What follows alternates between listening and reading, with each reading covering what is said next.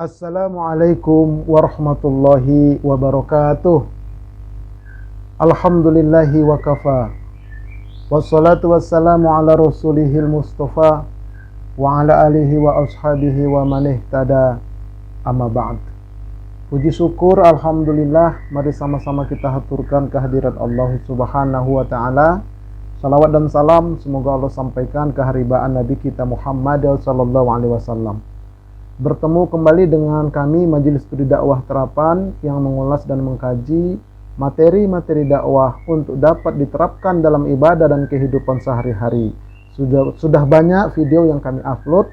Silakan berkunjung ke channel saya Ustadz Arifin Purba Official. Namun bagi yang belum subscribe, like and share dan ditunggu, dan itu semuanya insya Allah gratis. Baik sahabat-sahabat sekalian yang dirahmati oleh Allah Subhanahu wa taala. Dualisme Hari Raya Idul Fitri.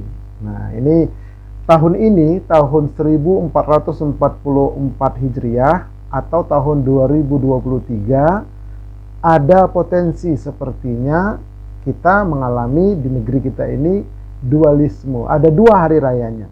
Ada yang hari Jumat, ada yang hari Sabtu. Nah, lalu ada yang bertanya, ikut siapa? Apakah ikut Muhammadiyah hari Jumat atau ikut pemerintah hari Sabtu atau ikut jalan tengah?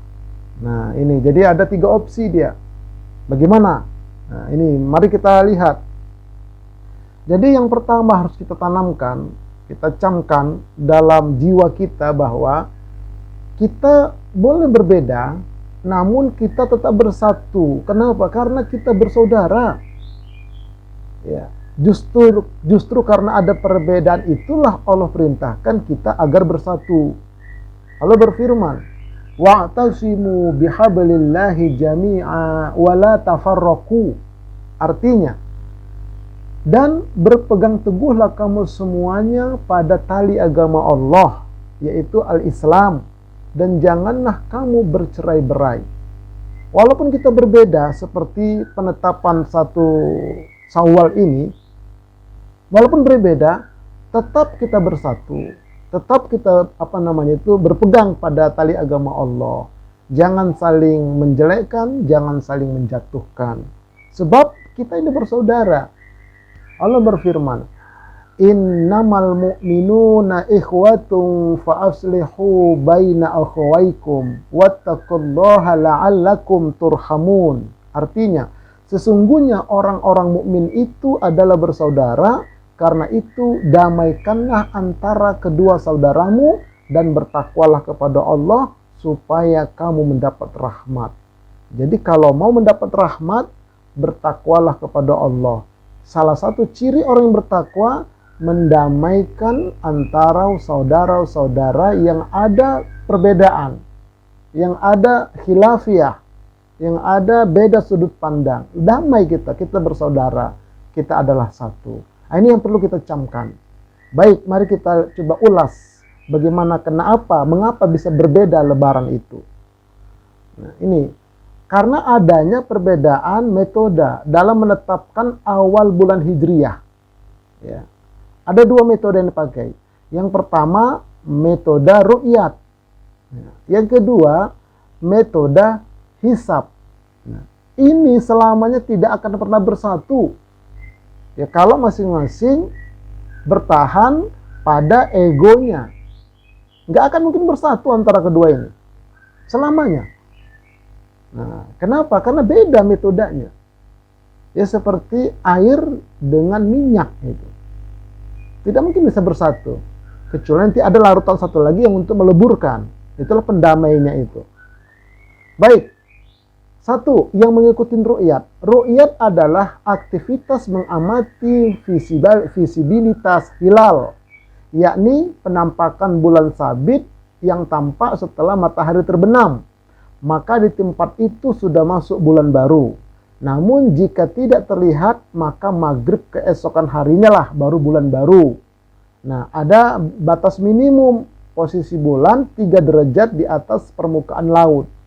Jadi air laut itu garis lurus. Nah, 3 derajat di atas permukaan laut itu baru kemungkinan untuk bisa diru'yat. Imkan ru'yat, bisa dilihat itu bulan itu. Kalau kurang 3 derajat tidak bisa dilihat. Makanya keesokan harinya, maghrib keesokan harinya, meskipun nanti dia kalau keesokan harinya itu sudah bisa jadi 10 sampai 15 derajat. Bisa jadi. Ya, setidak-tidaknya 10 derajat dia. Sudah lebih tinggi. Nah, inilah yang mengikuti ru'yat. Apa dasarnya? Ini ada dasarnya. Pertama firman Allah, "Faman syahida minkum syahra falyasum." Maka siapa, artinya kita lihat, maka siapa di antara kamu yang melihat bulan, maksudnya bulan Ramadan, maka hendaklah ia berpuasa. Jadi kalimatnya syahida, menyaksikan, melihat, menyaksikan. Zaman Nabi dulu dengan mata telanjang, tanpa alat. Nah, zaman sekarang sudah dibantu dengan alat, teropong dia. Tanpa alat saja itu, wah itu luar biasa itu. Ya. Itu kecanggihan, keahlian orang itu. Tidak semua orang ketika itu ada perwakilan itu yang melihat. Ya, ada perwakilan dan bisa disumpah, bisa dipercaya dia. Nah, ini dalil pertama tentang pakai metode ru'yat, melihat. Jelas ayatnya surah Al-Baqarah ayat 185. Yang kedua, berdalil pada hadis, "Idza ra'aitumul hilal fasumu wa idza ra'aitumuhu fa'aftiru fa in ghumma 'alaikum fasumu 30 yauman." Bersabda Rasulullah sallallahu alaihi wasallam, apabila kamu melihat hilal, maka puasalah, dan apabila kamu melihatnya, maka berbukalah, lebaranlah. Apabila terhalang atas kamu tidak terlihat hilal itu karena awan dan sebagainya, maka puasalah kamu 30 hari. Ini hadis riwayat Imam Muslim, sahih. Dalil yang pakai metode ru'yat, melihat hilal. Sudah kuat itu, Al-Qur'annya ada, hadisnya ada. Baik. Nah, kemudian yang ketiga, berdasarkan ru'yatul hilal, terlihatnya hilal. Ini prosesnya. Ini yang pertama sama-sama di garis ufuk, maksudnya di garis laut itu matahari terbenam, bulan pun mulai muncul tapi masih sama-sama di garis. Ini disebut dengan bulan mati. Ya, bulannya betul-betul di bawah garis dia. Tipis sekali di bawah garis. Namanya bulan mati. Kemudian proses kedua, matahari terbenam. Nah, bulannya muncul sedikit, namun kurang dari 2 derajat. 2 derajat ke bawah lah, di atas ufuk garis laut itu. Maka ini belum dapat dilihat, belum bisa, ru'yatul hilal itu belum bisa. Karena masih di bawah 2 derajat. Nah, tetapi yang ketiga ini, matahari terbenam, bulannya muncul. Dan bulan itu 3 derajat di atas ufuk. Maka ini sudah bisa dilihat. Nah, inilah standarnya, 3 derajat minimum, ya, itu sudah dapat dilihat dan di situ sudah ditetapkan tanggal baru. Besoknya itu sudah dikatakan awal bulan. Nah, inilah dasarnya ru'yatul hilal. 3 derajat baru bisa dilihat hilal itu. Kalau di bawah 3 derajat 2 koma itu belum bisa dilihat. Baik, nah ini ya dalil tentang ru'yatul hilal. Nah, kemudian tentang yang mengikuti hisab. Apa itu hisab? Hisab adalah perhitungan secara matematis dan astronomis untuk menentukan posisi bulan dalam menetapkan dimulainya awal bulan pada kalender Hijriah. Jadi ada matematikanya, ada astronominya, digabung dia. Digabung. Tuh, dilihat seperti itu. Dihitung. Nah, dalilnya firman Allah, "Huwallazi ja'ala asy-syamsa diya'a wal qamara nura wa qaddarahu manazila li ta'lamu 'adada sinina wal hisab. Ma khalaqallahu dzalika illa bil haqq. Yufasilul ayati liqaumin ya'lamun." Artinya, dialah Allah yang menjadikan matahari itu bersinar dan bulan itu bercahaya, dan ditetapkannya bagi bulan itu manzilah-manzilah, tempat-tempat beredarnya, supaya kamu mengetahui bilangan tahun dan perhitungan waktu. Itulah hisab. Allah tidak menciptakan yang demikian itu melainkan dengan hak, dengan sebenar-benarnya. Dia menjelaskan tanda-tanda kebesarannya kepada orang-orang yang mengetahui. orang-orang yang berpengetahuan, orang-orang yang mau mengetahui. Itu maknanya. Nah, jadi ini dalil mereka yang memakai metode hisab. Ada dalilnya surah Yunus ayat 5. Nah, juga berdasarkan hadis, la tasumu hatta tarawul hilal wa la tuftiru hatta tarawhu fa in ghumma alaikum faqaduru lahu. Artinya bahwasanya Rasulullah menceritakan tentang Ramadan, lalu beliau bersabda, janganlah kamu berpuasa sebelum melihat hilal dan janganlah kamu beridul fitri sebelum melihat hilal. Jika bulan terhalang oleh awan terhadapmu, maka perkirakanlah atau hitunglah. Nah, jadi disuruh menghitung. Ini dasar bagi mereka-mereka yang berdasarkan hisab. Jelas, ayatnya ada, hadisnya ada. Nah, kemudian berdasarkan wujudul hilal, adanya bulan. Nih, kalau sama-sama berada di bawah garis ufuk itu, di laut itu, ini disebut dengan bulan mati. Ini dalam menurut hisab juga belum dikatakan bulan baru, karena dia masih berada pas di garis itu. Masih bulan mati. Tidak bisa dihitung dia, masih belum bulan baru belum. Tapi begitu matahari terbenam, ya, kemudian bulan itu muncul, walaupun sedikit dia munculnya. Nih, misalnya kurang 2 derajat, 0,1 derajat misalnya. Nah, itu sudah dikatakan, ya, belum dapat dilihat memang, tetapi sudah wujudul hilal dia. Ya, sudah bisa dihitung dan sudah masuk bulan baru. Nah, ini menurut hisab. Memang belum dapat dilihat, tetapi dia sudah ada, sudah wujud dia. 0,1 sampai 2 derajat sudah wujud bulan itu. Tapi belum bisa dilihat. Nah, inilah dasar, ya, orang-orang atau sahabat-sahabat kita yang berdasarkan hisab. Makanya nggak bakal ketemu tadi. Karena standarnya wujudul hilal ini 0,1 sudah termasuk wujudul hilal. Kalau standarnya ru'yat tadi 3 derajat, kan nggak bakal ketemu dia. Tuh. Baik.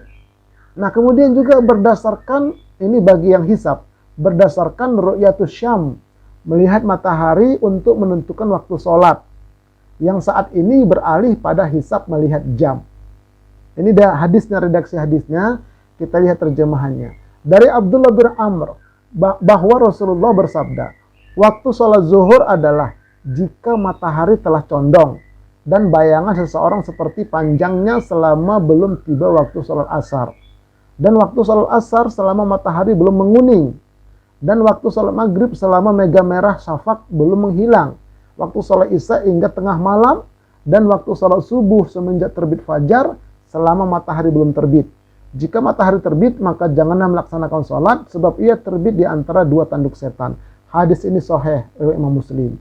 Nah, ini tentang penetapan waktu sholat di zaman Nabi, namanya ru'yatus syam, melihat matahari. Itu aslinya, sunnahnya begitu. Kalau mau sholat, lihat matahari. Tergelincir sedikit, waktu zuhur. Bayang-bayang lebih panjang, waktu asar. Terbenam matahari, waktu maghrib. Zaman Nabi dulu, sunnahnya begitu. Nah, namun di masa sekarang ini orang tidak lagi melihat matahari, tetapi melihat jam. Jam itu hisab, hitungan, makanya ada waktu sholat abadi. Nah, ini dia, ada waktu sholat abadi. Nah, ini dipakai oleh sahabat-sahabat kita yang pakai metode hisab. Sahabat-sahabat kita Muhammadiyah. Orang sholat aja zaman sekarang orang pakai hisab kok. Kan sama, puasa juga perintah Allah, sholat juga perintah Allah. Mengapa sholat tidak pakai melihat matahari seperti zaman Nabi? Itu alasan mereka. Jadi masing-masing punya alasan. Itu masing-masing punya alasan. Nah, makanya mana yang paling benar, nanti di akhirat ada pengadilan di sisi Allah. Yang penting kita cenderung kemana, sudah itu aja. Mau cenderung kepada hisab, silakan ikut Muhammadiyah. Mau cenderung kepada ru'yat, silakan ikut pemerintah. Dan NU misalnya. Nah, itulah, jadi 2 pilihan. Nah, kedua-duanya tadi itu berdasarkan firman Allah juga. Taat kepada ulil amri. Allah berfirman, ya ayyuhalladzina amanu ati'ullaha wa ati'ur rasul wa ulil amri minkum. Wahai orang-orang yang beriman, taatilah Allah dan taatilah Rasulnya. Maksudnya Al-Quran dan Sunnah. Dan ulil amri. Ulul amri itu kata ulama tafsir, umaro dan ulama di antara kamu. Nah, kalau para saudara kita di NU taat sama umaro, pemerintah. Kalau yang sahabat kita Muhammadiyah taat sama ulama-ulamanya, pakar-pakarnya. Dua-duanya ulul amri, dua-duanya pakai dalil. Nih sahabat-sahabat sekalian.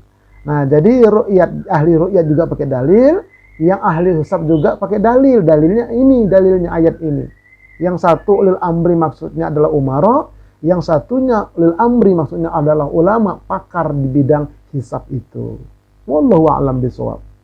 Nah, kemudian ada yang ketiga, yaitu yang berusaha dia mengikuti hadis Nabi, ini jalan tengah. Artinya apa? Dia tidak berpuasa pada hari yang diragukan, yaitu hari Jumat, besok ini. Kenapa? Sudah ada yang lebaran, berarti hari yang diragukan. Ini sejarah dulu. Nabi Muhammad SAW berdakwah di kota Madinah itu 10 tahun. Ya, di Madinah. Tahun pertama sampai di Madinah, belum ada puasa Ramadan. Tahun kedua, baru ada puasa Ramadan. Tanggal 2 Sya'ban, tahun kedua Hijriah, barulah turun surah Al-Baqarah 183. Sebulan kemudian bulan Ramadan baru pelaksanaannya. Jadi Nabi itu puasa tahun kedua, ketiga, keempat, kelima, keenam, ketujuh, ke-8, ke-9. Tahun ke-10, tanggal 12 Rabiul Awal, Nabi itu wafat. Belum sampai bulan Ramadan, sudah wafat tahun ke-10 Hijriah itu. Nah, jadi Nabi itu puasa 8 kali selama hidupnya. Ya, 8 kali puasa Ramadan selama hidupnya. Dari 8 kali itu, 7 kali jumlah harinya 29 hari, dan 1 kali jumlah harinya 30 hari. Tuh, itu Nabi itu. Harusnya yang 30 hari itu 2 kali. Namun datang beberapa sahabat yang tinggal di bukit di kota Madinah itu ke kota Madinah. Bertanya, apakah engkau masih puasa ya Rasul? Kata Nabi, ya kami masih puasa di sini, di kota Madinah ini. Karena kami tidak melihat bulan maghrib kemarin. Kalau kalian bagaimana? Kami melihat hilal itu ya Rasul dari tempat kami. Nah, bisakah itu dipercaya? Bisa ya Rasul, ada ahlinya di antara kami. Kalau begitu baik kata Nabi, kami ambil kesaksian kalian. Nah itu, jadi ini seperti itu. Hari ke-30 itu, Nabi ambil kesaksian orang-orang Islam yang tinggal di bukit di sekitar Madinah itu. Baik, setelah itu, barulah Nabi bersabda. Pada Sahih Bukhari, bab qaulin Nabi SAW, idza ra'aitumul hilal fasumu, wa idza ra'aitumuhu fa'aftiru. Wa qala silatu an Ammar man soma yawma syakki faqad asa Abul Qasim sallallahu alaihi wasallam. Bab perkataan Nabi, apabila kamu melihat hilal maka berpuasalah. Kemudian apabila kamu melihat hilal berikutnya maka berlebaranlah. Berkata Silah dari Ammar, barang siapa yang puasa pada hari yang diragukan maka sesungguhnya ia telah mendurhakai Abul Qasim sallallahu alaihi wasallam. Nah, jadi kata Nabi, batalkan hari ini, hari ke-30 itu, batalkan. Ini hari yang diragukan, karena sudah ada yang lebaran. Siapa yang puasa hari ini, durhaka kepada aku, kata Nabi. Nah, inilah yang jalan tengah itu. Jadi hari Jumat, besok ini hari Jumat ini dia tidak puasa. Sholatnya kapan, kata sahabat? Besok lebaran keduanya. Pernah terjadi di zaman Nabi. Ada lebaran 2 kali di zaman Nabi. Nah, Nabi yang mengalah, yang tidak melihat yang mengalah. Yang melihat itu yang dimenangkan, yang diikuti oleh Nabi. Jadi seluruh dunia yang ada lebaran 2 kali itu sepertinya hanya Indonesia. Berarti Indonesia ini adalah negara yang mengikuti sunnah Nabi. Nah, tinggal kepada kita itu pilihannya nanti. Oke, ini terjadi pada puasa hari ke-30. Harusnya 2 kali 30 hari itu puasa Nabi. Tapi pas hari ke-30 ini, datanglah tadi sekelompok orang-orang Islam yang tinggal di bukit. Baik, ini hadis pertama. Hadis yang kedua, ini dia hadisnya. An Amri ibni Qais, an Abi Ishaq, an Silah ibni Zufar, qala kunna inda Ammar ibni Yasir, fa'utiya bishatin masriyatin, faqal kulu, fatanaha ba'dul qawmi, faqala inni sa'im, faqala Ammar ibnu Yasir, man sawmal yawma alladhi yushakku fihi, faqad asa Abul Qasim sallallahu alaihi wasallam. Dari Amr bin As, dari Abu Ishaq, dari Silah bin Zufar, ia berkata, kami pernah bersama dengan Ammar bin Yasir. Kemudian dia diberi seekor kambing bakar. Lalu ia berkata, makanlah. Lalu sebagian orang menjauh. ya nggak mau ikut makan karena mereka puasa. Aku sedang puasa.